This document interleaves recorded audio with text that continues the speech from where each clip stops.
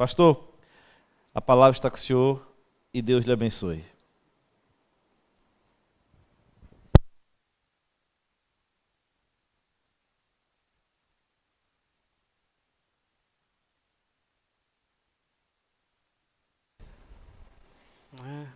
Pastor da Igreja Presbiteriana de Jal, Guiné-Bissau, África Ocidental.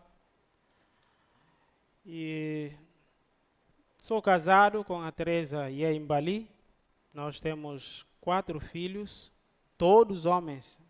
Muita coragem, né? Isso. Então, eu sou grato a Deus, né? Grato a irmãos também que abriram a mão para que eu pudesse estar aqui essa noite. Toda a igreja, a direção, o conselho. Estou sendo muito acolhido aqui no Brasil. O povo muito acolhedor, muita comida. Que Deus continue abençoando a igreja brasileira. Que continue fortalecendo cada departamento aqui da igreja e que possa fazer de vocês faróis da graça para confins da terra. Amém? Vamos ler antes de tudo a palavra de Deus.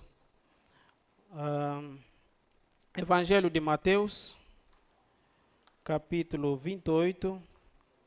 Vamos ler de versículo 18 a versículo 20.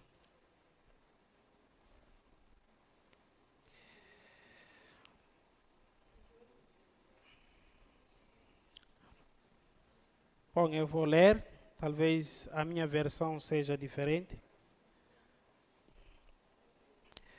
Diz assim a palavra do Senhor.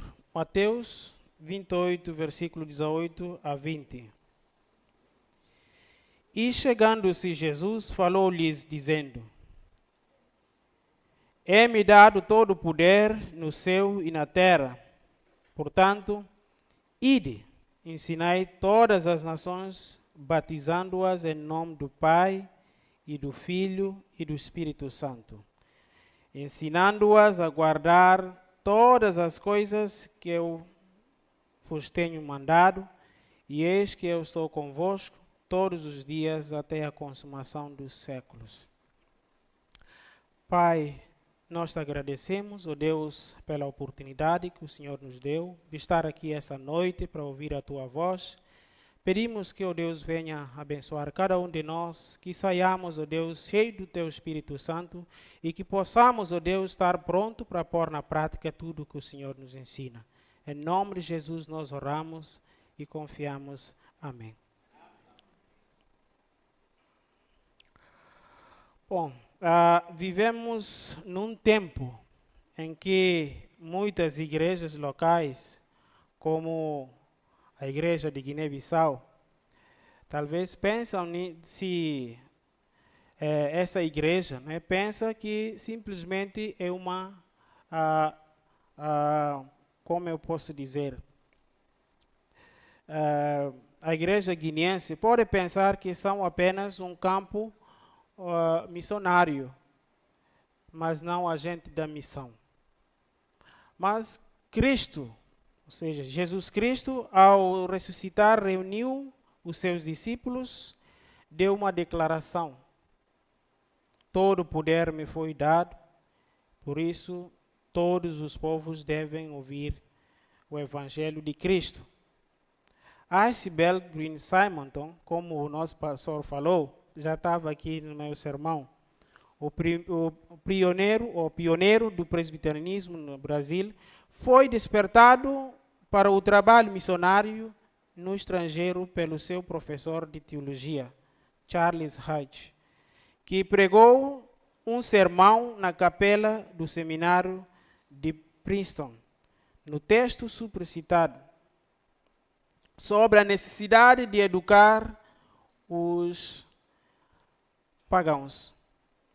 Pela providência divina, ele foi aceito, sendo enviado para o Brasil, desembarcando no Rio de Janeiro em 12 de agosto de 1859.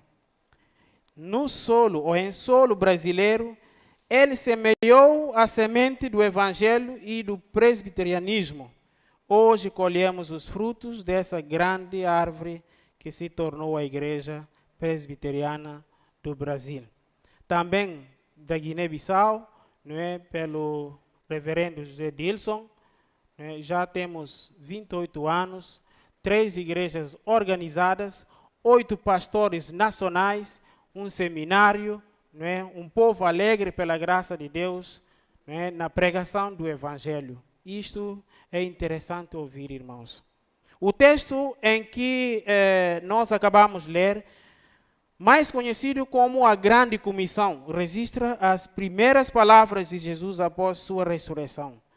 Os evangelistas perceberam a importância dessas palavras, desse desafio missionário, pois todos eles as registraram em seus evangelhos e no livro de Atos. O ponto central dela é o desafio de Jesus à sua igreja de fazer discípulos de todos os povos da terra. No texto escrito por Mateus, vemos destacados as bases para cumprirmos esse desafio. Por isso, chamo sua atenção para o tema, as bases da missão da igreja. A primeira base para a missão da igreja é a autoridade de Jesus. Vamos ler o versículo 18. Diz a palavra de Deus: E chegando-se Jesus falou-lhes, dizendo: É-me dado todo o poder no céu e na terra. Após sua ressurreição, Jesus apareceu várias vezes para os seus discípulos, para encorajá-los na fé, pois algumas ainda permaneciam incrédulos e duvidosos quanto à sua vitória sobre a morte, e também dar-lhes as últimas instruções.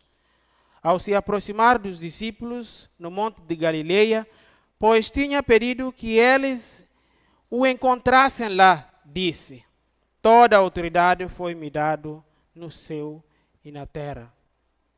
Toda a autoridade aqui significa todo o poder, todo o domínio, toda a jurisdição, toda a competência e liberdade para reinar, dominar e governar.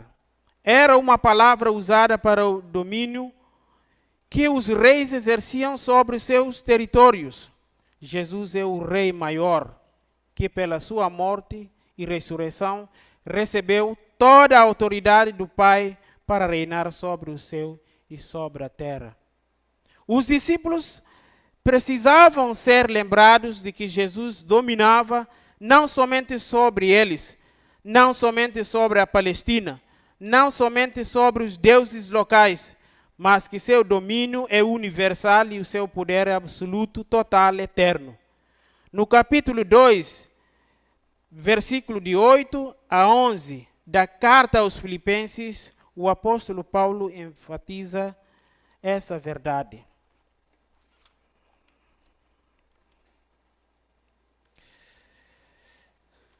Alguém tem pronto Efésios? Filipenses. Filipenses capítulo 2, versículo 8 a versículo 11.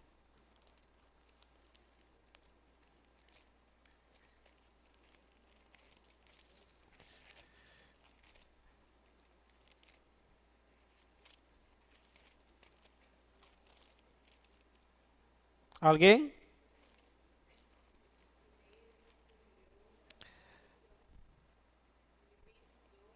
Sim, de versículo 8 a 12, 11.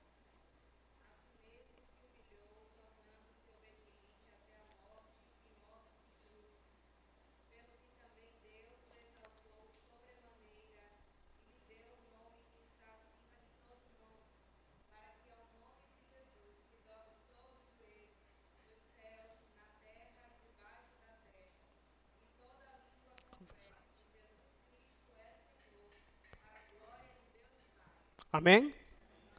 A autoridade de Jesus era importante para os discípulos e para nós hoje.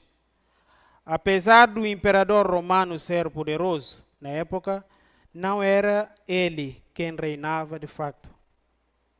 Apesar de governos humanos perseguirem e impedirem a pregação do Evangelho, não são eles que têm a última palavra. Somos desafiados a anunciar quem de facto é o Senhor do céu e da terra. Não precisamos pedir licença ou permissão para pregar o Evangelho, pois somos enviados pelo Rei dos Reis, pelo Senhor dos Senhores, pelo grande governador do mundo. Um missionário estava pregando o Evangelho no Peru, no auge do domínio do grupo terrorista Sendero Luminoso, quando um homem vestido de preto com um cachorro preto chegou para ele e disse: não queremos que você pregue sobre Cristo, Bíblia e religião aqui. Aquele missionário corajosamente respondeu: eu estou aqui amando do meu Senhor Jesus e só vou embora e parar de pregar quando Ele mandar.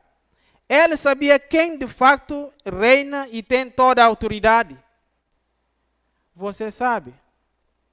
Sabemos o facto que recebemos uma missão não de qualquer pessoa, mas do Senhor Jesus Cristo, aquele que venceu Satanás, o pecado e a morte, recebendo do Pai toda a autoridade no céu e na terra. Temos em mente que quem tem a autoridade não são os muitos deuses indianos, não são os espíritos malignos, não são os feiticeiros africanos, não são os políticos, não são os santos católicos, nem mesmo os supostos apóstolos evangélicos. Quando estamos baseados na autoridade de Jesus, podemos pregar para ateus, muçulmanos, animistas, espíritas, católicos, pessoas humildes e poderosas com toda a coragem e intrepidez, confiados na autoridade de Jesus. Os discípulos confrontaram reis, imperadores, desafiaram mágicos, exorcistas, fazedores de ídolos, como o apóstolo Paulo em Éfeso e Filipe. É porque Jesus reina no Brasil, reina na Guiné-Bissau, que me sinto motivado e fortalecido para pregar o Evangelho nesse país do Oriente africano. Pois, se não cresce na verdade nem saía de casa, iria plantar batata ou fazer qualquer outra coisa, menos pregar o Evangelho. Todavia, como creio no senhorio de Cristo, é que recebi dele o desafio da pregação. Vou a qualquer lugar que ele me mandar. Isto vale para mim e para você. Vale para todo aquele que reconhece Jesus como Senhor e Salvador de sua vida. Vale para toda a igreja de todas as épocas. Amém? Então, a primeira base para a nossa pregação é a autoridade de Jesus. Ele manda como crentes, como filhos de Deus. Simplesmente devemos obedecer e ir. Em segundo lugar, a base, né, está na ordem de próprio Jesus. Vamos ver o versículo 19.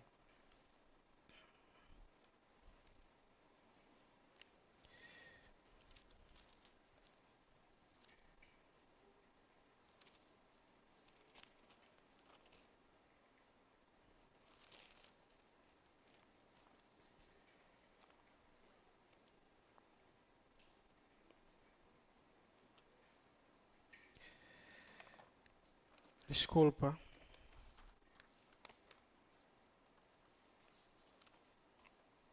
Versículo 19 diz assim: portanto, ide e ensinai todas as nações, batizando-as em nome do Pai, e do Filho e do Espírito Santo. Uma coisa é consequência da outra. Porque Jesus tem toda a autoridade, pode mandar, ordenar o que quiser, e como súditos que o reconhecem como Rei e Senhor, devemos obedecer prontamente. A ordem principal de Jesus aqui é fazer discípulos de todas as nações, ou seja, de todos os povos, de todas as etnias da terra. Enquanto indo, enquanto caminham, enquanto vivem, façam discípulos. Isso significa que fazemos discípulos não somente atravessando o oceano, mas também no nosso local de trabalho, na nossa vizinhança, na nossa família, na nossa cidade e onde Deus nos coloca. Como o desafio é fazer discípulos de todos os povos da terra, alguns precisam ser enviados pela igreja a esses povos. Por isso, o ir envolve também deslocamento geográfico e cultural. Envolve também sair da sua cidade, do seu país e da sua cultura para fazer Jesus conhecido como Senhor e Salvador, a fim de que o conhecimento do Senhor encha toda a terra, como fora profetizado pelos profetas velho-testamentários. Um dos grandes desejos do apóstolo Paulo era pregar na Espanha, considerado os confins do mundo conhecido da época. Por isso, ele pediu o apoio da igreja de Roma. O método de fazer discípulos foi deixado por Jesus. Ele está baseado na pregação do Evangelho, no ensino de tudo que Jesus transmitiu aos seus discípulos e que foram registrados por eles nas Sagradas Escrituras.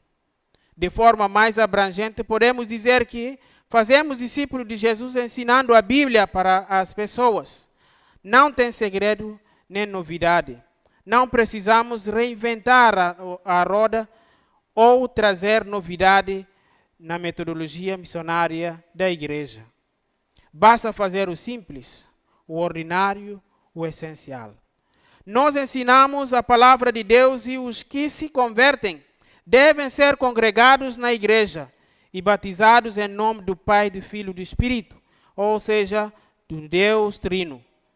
Não podemos deixar as pessoas soltas. Precisamos congregá-las em uma comunidade de discípulos para que desfrutem de comunhão, aprendizado e serviço do reino de Deus, a fim de que glorifiquem a Deus no mundo. No final do século XVIII, na Inglaterra, quando o maior ou a maioria dos pastores achavam que a ordem de Jesus de fazer discípulos era somente para os primeiros discípulos, Deus levantou um homem, mais precisamente um sapateiro, que escreveu um livro enfatizando que a ordem de Jesus era válida para as igrejas de todas as épocas. Seu livro se tornou um marco para missões na época. Ele mesmo se ofereceu para ser missionário na Índia, pelo seu trabalho e dedicação ao avanço do Evangelho fora do seu país e pelo grande movimento missionário que surgiu na Inglaterra e na Nova Inglaterra. Ele foi considerado o pai das missões modernas. Seu nome era William Carey. Portanto, nós vimos aqui que a igreja tem uma base para fazer a missão. E a primeira base está na autoridade de Jesus. Em segundo lugar, nós vimos que ele deu a ordem. Essa ordem também é a nossa base para a pregação do Evangelho. E em terceiro lugar, vamos ver aqui que a outra base está na presença dele mesmo. Vamos ler aqui versículo 20. Ensinando-as a guardar todas as coisas que eu vos tenho mandado, e eis que eu sou convosco todos os dias até a consumação dos séculos. Eis que estou convosco todos os dias até a consumação do século. Tem uma extrema importância para a obra missionária da igreja. Uma coisa fascinante na forma de Deus lidar conosco é que Ele nunca nos dá um desafio e nos deixa abandonados. Ele nos dá uma ordem, mas promete a sua presença conosco para cumpri-la. Assim, como os discípulos não estavam sós na tarefa de fazer discípulos, nós também não estamos. Temos a maravilhosa promessa de sua presença, que é real e viva através do seu Espírito Santo, que em nós habita. Onde estivermos e em qualquer lugar que formos fazer discípulos de Jesus, Ele estará conosco para nos capacitar, nos fortalecer e salvar os pecadores. Missões não dependem da habilidade do missionário, não depende da quantidade de dinheiro investido, nem das estruturas eclesiásticas, mas do poder e da presença de Jesus, porque não é por força, nem por violência, mas pelo Espírito Santo do Senhor. A certeza da presença de Deus conosco é um grande combustível para evangelismos em qualquer lugar do planeta. Se ninguém estiver conosco, Deus estará. E com Deus é a maioria absoluta. Quando o servo do profeta Eliseu ficou assustado com a multidão do exército inimigo, o profeta disse: não temas, porque mais são os que estão conosco do que os que estão com eles. Depois orou para que ele visse o exército de Deus que estava ao seu lado. Nós podemos encontrar este em 2 Reis 6, capítulo 15 até versículo 19. Quando o apóstolo Paulo estava sofrendo a oposição em Corinto, Jesus apareceu para ele e disse: não temas, pelo contrário, fale e não te cales. Porquanto eu estou contigo e ninguém ousará fazer-te mal, pois tenho muito povo nesta cidade. Atos 18, versículo 9. Quando Josué estava assustado e temeroso pelo grande desafio de substituir o grande líder Moisés na condução do povo de Israel, Deus disse para ele: não te mandei eu? Sê forte e corajoso. Não temas, nem te espantes, porque o Senhor teu Deus é contigo por onde quer que andares. Josué 1, versículo 9. A expressão não temas aparece 366 vezes na Bíblia. Alguém já disse que é uma para cada dia do ano e uma para cada ano, quando o ano for bissexto. Se nós, pastores e missionários, não somos ou não apegássemos a essa promessa de Jesus, logo desistiríamos do ministério. Você também precisa dela para viver e servir a Deus no mundo. Jesus é o Senhor de toda a terra e tem toda a autoridade para ordenar o que quiser. Sua ordem principal, a sua igreja, é para que façamos discípulos de todos os povos da terra. Sua promessa é que Ele está conosco no cumprimento dessa grandiosa tarefa. Para praticar tudo o que ouvimos, o que devemos fazer? Viva no mundo como um discípulo de Jesus. Só um discípulo de Jesus pode fazer outro discípulo. Peça a coragem, a força a Jesus para dar testemunho dele na sua família, no seu trabalho, no seu prédio, na sua rua e na sua escola. Pais, eduquem seus filhos não somente para serem advogados, médicos, professores e dentistas, mas principalmente para serem testemunhas de Jesus com sua profissão e também para serem pastores e missionários de tempo integral, se Deus os chama para essa nobre tarefa. Oremos diariamente pelo avanço da obra missionária no mundo, pela igreja perseguida e pelos missionários e pastores que se dedicam totalmente à causa do Evangelho no Brasil, na Guiné-Bissau e no mundo. Investamos mais no reino de Deus através de dízimos e ofertas. É uma vergonha para nós, crentes, gastarmos mais dinheiro com refrigerantes do que com missões. Fazer discípulos de todos os povos da terra, sabendo que Ele estará conosco para nos ajudar no cumprimento dessa nobre tarefa.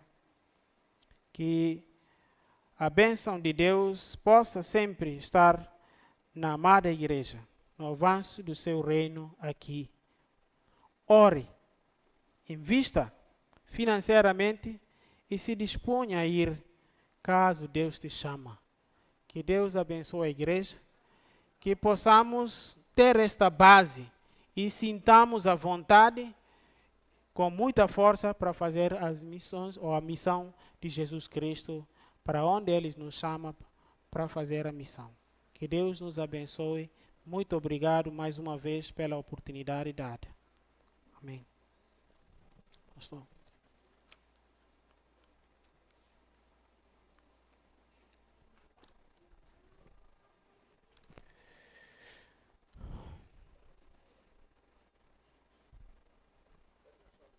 Sim.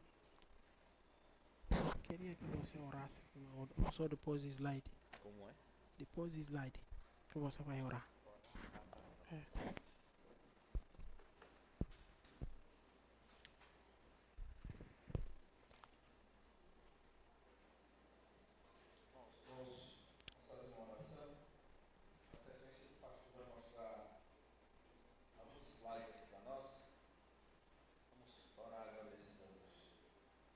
Senhor, nosso Deus e nosso Pai, nós queremos agradecer pela vida do teu servo, que ouviu a pregação do Evangelho, foi tocado por ti, chamado para o ministério pastoral, ali na igreja, tchau, na Guiné-Bissau.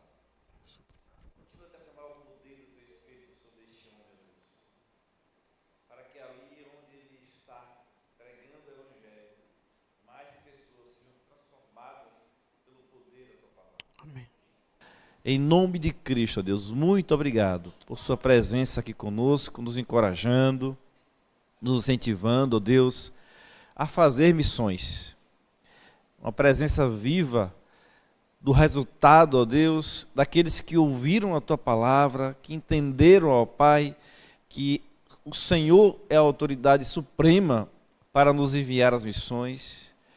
Ó Deus, nós agradecemos ao Senhor pelo reverendo Adilson José, que foi tocado por ti para ir até Guiné-Bissau, pregar a tua palavra.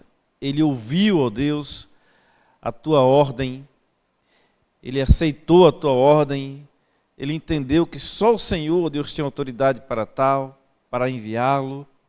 E Deus, e certamente, a cada trabalho que foi sendo feito, a cada pregação e pessoas, ó Deus, que foram convertendo pouco a pouco, ele teve a certeza da tua presença na vida dele. Amém. Deus, em nome de Cristo, que possamos também, todos nós, estarmos assim, encorajados por ti, por esse texto que trouxe, ó Deus, grande alívio e incentivo a todos nós na noite de hoje, Deus. A missão, a base das missões, é o poder de Jesus, é a ordem de Jesus e é a presença de Jesus. Muito obrigado. Nos abençoa sempre, ó Deus, e nos dá sempre o desejo de cumprir, ó Pai, a ordenança do Senhor. Dá que sejamos uma igreja missional em todo o tempo, em Cristo que oramos, te pedindo esta bênção. Amém. Amém. Vai ser rápido. Vai ser rápido. Tá. Ok. Boa noite mais uma vez. Agora eu vou explicar rapidinho, né, o que me trouxe no Brasil. Essa é a minha primeira vez que eu estou aqui no Brasil, trazendo este projeto Estudar para Servir, não é? Que é o projeto ligado a jovem da Igreja Presbiteriana de Jal, onde eu sou pastor. Comecei aqui explicando que a Igreja Presbiteriana tem 28 anos na Guiné-Bissau, implantada através dos missionários que saíram aqui do Brasil e foram para lá. Até hoje, a igreja brasileira continua sendo bênção para nós lá na África. E nós queremos que essa parceria continue, até que tenhamos força, daí vocês estão livres para nos deixar ir andar, talvez assim nós, né, vamos poder andar com os nossos próprios pés. Então, a necessidade é que vamos só começar a partir do país. Guiné-Bissau não é um país tão grande, é um país pequeno da África Ocidental, que tem só 2 milhões de habitantes. A sua extensão é de 36.125 quilômetros quadrados, mas é um país que carece muito, né, de, vamos dizer assim, formação universitárias e também formação técnicas. Esse é o motivo da minha vinda aqui no Brasil, para buscar parcerias a fim de poderem apoiar o projeto aqui, estudar para servir. Como Paulo falou a seu filho Timóteo, tudo que você ouviu, ensina. Passa esses ensinos a homens, né, idôneos, responsáveis, para que amanhã esses homens também possam passar o ensino a outros. Então, esse versículo nos levou a propor este projeto para ajudar os nossos jovens. Porque eu estou dividido dentro da igreja. Eu vou falar isso, claro. Né? Estou dividido.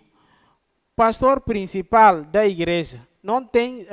Eu estou lá a trabalhar de uma forma integral. Isto é na folha. Mas, teoricamente ou na prática, não é isto. Por quê? Tendo certa dificuldade financeira, eu não vou deixar a minha família morrer de fome, não é? Por isso, o que é que eu fiz? Eu procuro sempre outras escolas, um lugar para trabalhar, a fim de poder juntar o dinheiro que eu ganho dentro da igreja e mais esse lugar onde eu trabalho, que é na escola, não é? Então, isso para mim não fica bem. Por quê? A energia que eu tinha, né, para trabalhar na igreja integralmente está dividido. Por causa dessa vacatura, né?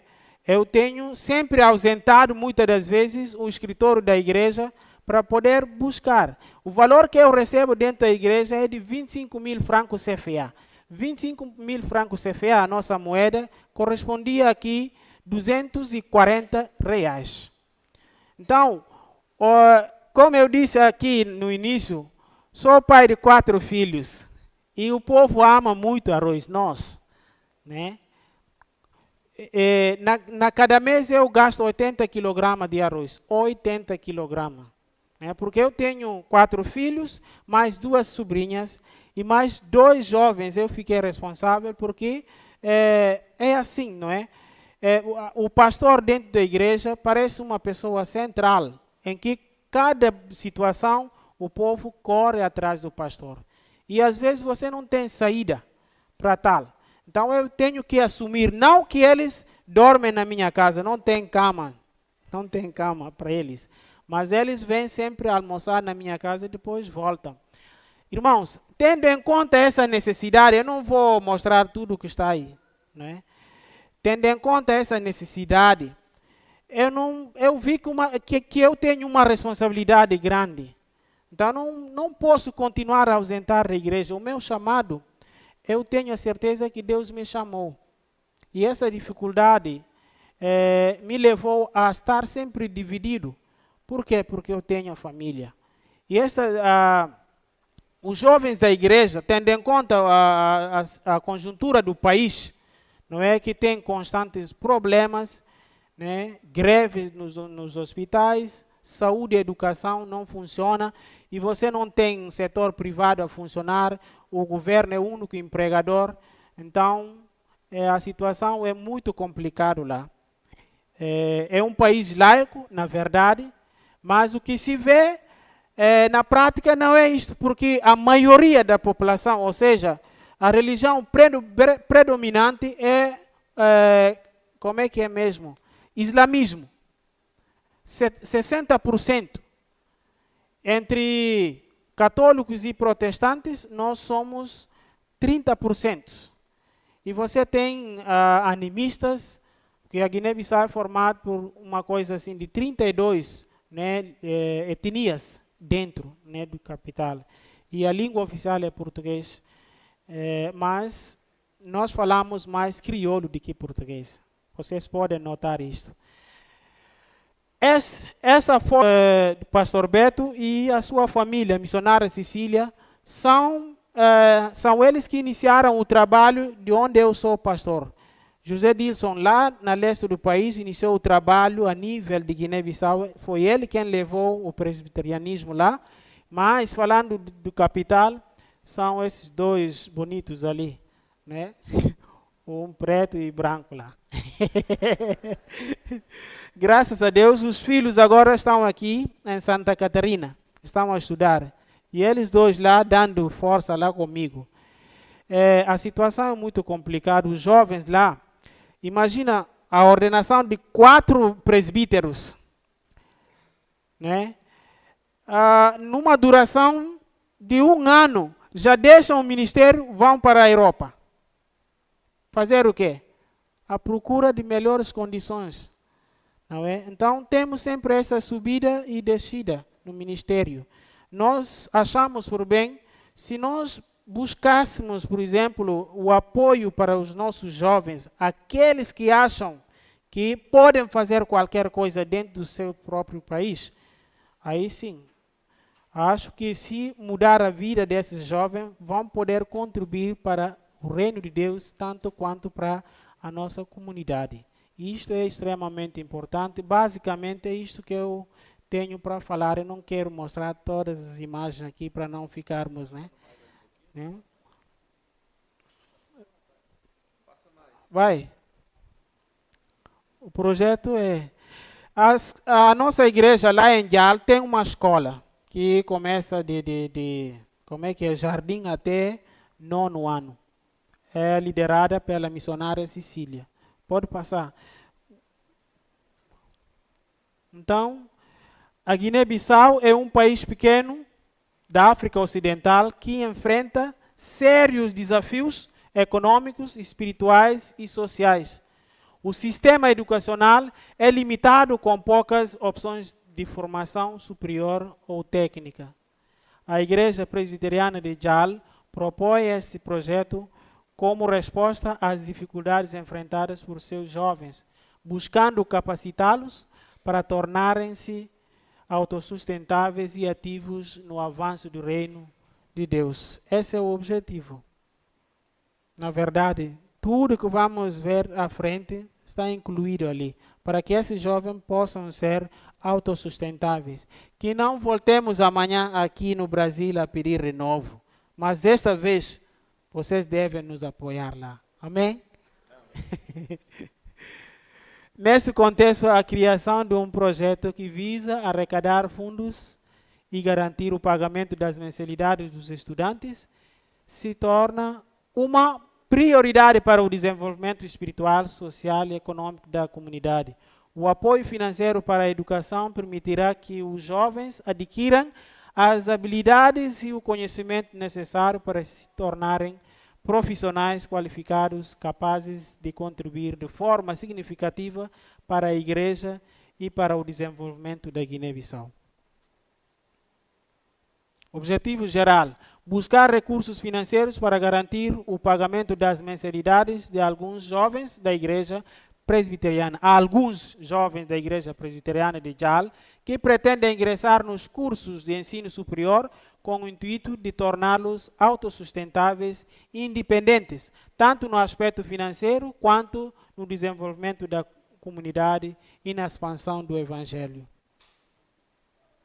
Específico. Primeiro, criar um fundo sustentável que viabilize o pagamento das mensalidades de cursos superiores para jovens comprometidos. Jovens comprometidos com a expansão do evangelho, o serviço a Deus Altíssimo e a comunidade guineense. Criar fundo sustentável para 12 jovens, sendo 6 para licenciatura e 6 cursos técnicos. Promover capacitação e inclusão no mercado de trabalho. Diminuir dependência externa da igreja. Jovens, o público-alvo. da Igreja Presbiteriana de Jal com dificuldade financeira e comprometidos com a igreja. Serão selecionados 12 jovens com base no desempenho escolar, engajamento na igreja e situação socioeconômica. 6 estudantes para a licenciatura, lá é 4 anos. São 4 anos, né? 2 anos para cursos técnicos, mas também tem até 6 meses. Incluindo matrículas, mensalidades e despesas extras. Lá nós não temos esse modelo eletrônico. Vai procurar no artigo tal. Não, os professores botam os livros assim, para os estudantes irem copiar, tirar cópias mesmo. Total, né? É de 11 milhões e 140 mil e 800 francos CFA.